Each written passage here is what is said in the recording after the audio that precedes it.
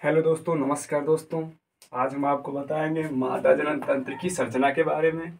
जो कि आप देख पा रहे होंगे, ये सब चित्र हमने पहले से ही बना रखा है। अब अगर बात की जाए मादा जनन तंत्र, तो आपको मालूम है कि जो जनन होता है, जनन का मतलब होता है जब कोई जीव अपने समान संतान उत्पन्न करता है तो इसे ही क्या बोला जाता है, जनन। और जनन दो प्रकार का होता है, एक होता है लैंगिक और एक होता है अलैंगिक जनन। ठीक है, तो हम बाद में बताएंगे, लेकिन आज हम आपको बताएंगे मादा जनन तंत्र की संरचना के बारे में, जो कि आप देख पा रहे होंगे। इसमें हम आपको बता दें, जो सबसे पहले दिया गया है एक चित्र, जिसमें सबसे पहले आता है गर्भाशय। गर्भाशय की अगर बात की जाए तो गर्भाशय को ही यूटेरस इंग्लिश में बोला जाता है, और इसे ही बोला जाता है बच्चेदानी। इसे क्या बोला जाता है, बच्चेदानी। अब गर्भाशय में होता क्या है, तो आपको बता दें, जब गर्भाशय होता है, गर्भाशय में ही जो शिशु होते हैं, शिशु का पालन पोषण इसी में होता है। ठीक है, इसके बाद में आपका नंबर 2 पे आता है अंडवाहिनी।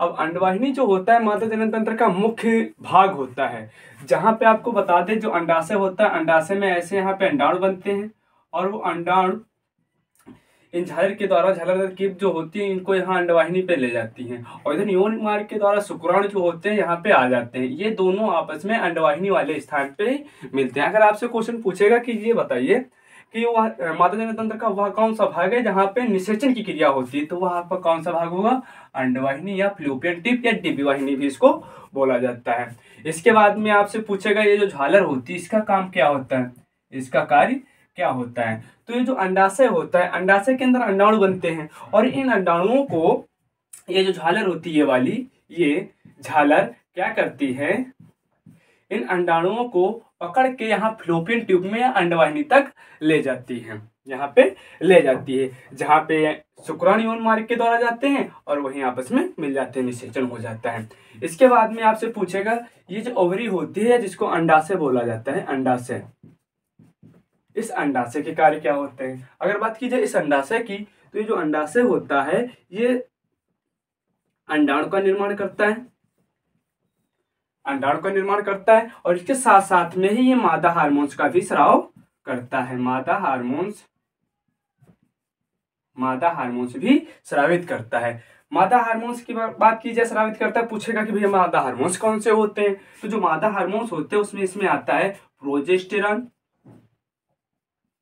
प्रोजेस्टेरॉन,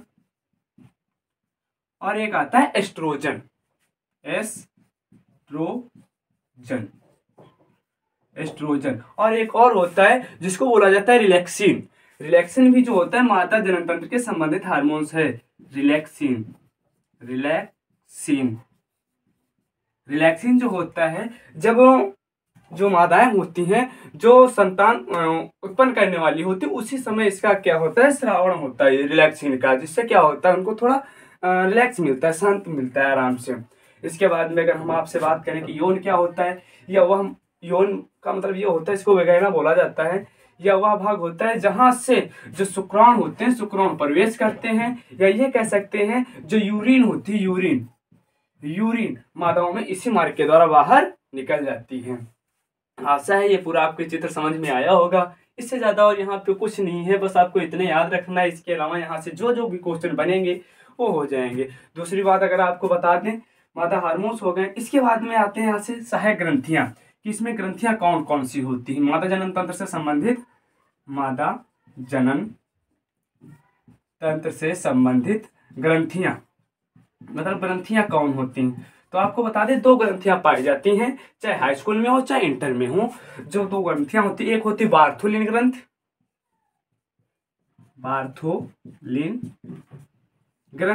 और एक दूसरी होती पेरिनियल ग्रंथ।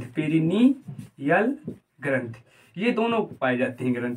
और ये दोनों कहाँ पाई जाती हैं, यहाँ पे ये जो भाग होता है ये वाला, यहीं पे दोनों पाई जाती हैं। यहीं पे जब पाई जाती हैं तो होता क्या है, एक गंधयुक्त तरल पदार्थ का श्रवण करती है। इतने याद रखना है, इसके बारे में और कुछ नहीं याद रखना है। और आप ये देख पा रहे हो यहाँ पे क्या है, ये दिया गया गर्भाशय ग्रीवा। ये जो गर्भाशय ग्रीवा होता है, ये जो गर्भाशय होता है, गर्भाशय का निचला वाला जो भाग होता है उसी को बोला जाता है गर्भाशय ग्रीवा। फिर से हम आपको बता दें, एक तो होता है गर्भाशय, दूसरा होता है अंडवाहिनी, तीसरा आपको इसमें याद रखना है अंडाशय। अंडाशय क्या करता है, अंडाणु का निर्माण करता है। इसके बाद में अगर हम बात करें झालर, झालर का काम क्या होता है, तो अंडाणुओं को पकड़ के कहाँ ले जाता है, अंडवाहिनी तक ले जाता है। इसके बाद में जो एम्पुला भाग होता है, तुम्बिका भाग होता है, यह एक यहाँ पे लिखा है संकीर्ण पथ, ये अंडवाहिनी के ही भाग होते हैं। जो जो भाग उधर है वही भाग इधर है। जैसे बात की जाए ये हमारा हाथ है तो ये भी हमारा हाथ होगा, दोनों तो ऐसा तो है नहीं। लेकिन अगर बात आपसे पूछी जाए भैया ये गर्भाशय, जैसे सिर हमारा कितना है, केवल एक है, वैसे ही गर्भाशय भी एक होगा। जैसे सिर की बात की जाए तो एक सिर है ना, ये गर्भाशय, सॉरी ये गर्भाशय हो जाएगा, ये इधर अंडवाहिनी, ये अंडवाहिनी, तो जो जो इधर होगा वो इधर होगा, लेकिन सिर एक ही होगा। यहाँ पे क्या होता है, जो बच्चे होते हैं,